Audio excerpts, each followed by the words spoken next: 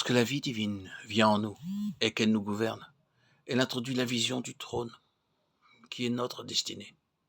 Nous sommes appelés à gouverner. Nous comprenons que nous devons y être préparés, et toutes les voies de Dieu ont été conçues par lui, en vue de parvenir au but. Il est nécessaire de rappeler que Dieu nous discipline parce qu'il nous considère comme des fils. Supportez la discipline. C'est comme des fils que Dieu vous traite. Hébreux 12:7.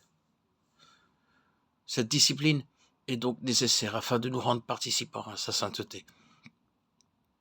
Dieu nous discipline pour notre bien, afin que nous participions à sa sainteté. Hébreux 12:10.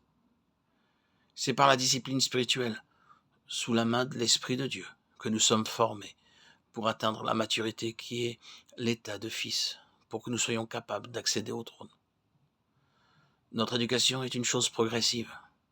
Elle se poursuivra durant toute notre vie. C'est pourquoi nous ne devons pas être surpris quand le Seigneur permet des temps difficiles et parfois douloureux, poursuivant un travail intérieur toujours plus profond. Nous avons besoin de comprendre cette chose, à la fois si simple et si grande. Dieu nous sauve pour être tout entier à lui, parce que son dessein ne peut s'accomplir en nous qu'à cette condition. Et le seul mobile qui doit nous gouverner, c'est de satisfaire son cœur. Pierre, dans la première épître, nous parle de l'épreuve de notre foi, afin que l'épreuve de votre foi, plus précieuse que l'or périssable, 1 Pierre 1:7. Pourquoi notre foi doit être purifiée?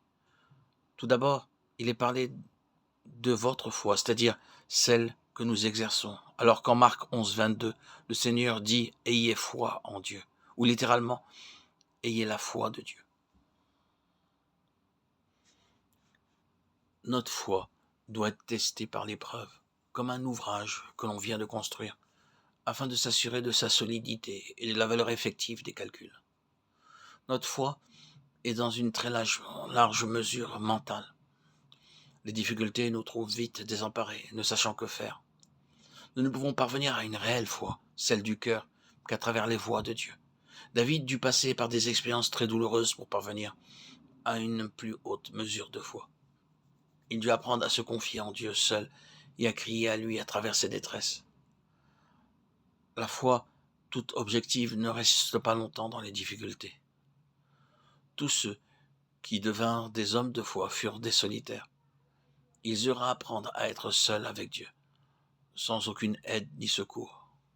C'est ainsi que la foi de Dieu devient progressivement et uniquement la nôtre quand nous acceptons de passer par les chemins et les voies de Dieu. Ainsi l'épreuve est comme un feu qui élimine les scories. C'est un feu purificateur. C'est ainsi que les valeurs de Christ sont formées en nous. Je tourne constamment les yeux vers l'Éternel, car il fera sortir mes pieds du filet. Psaume 25:15.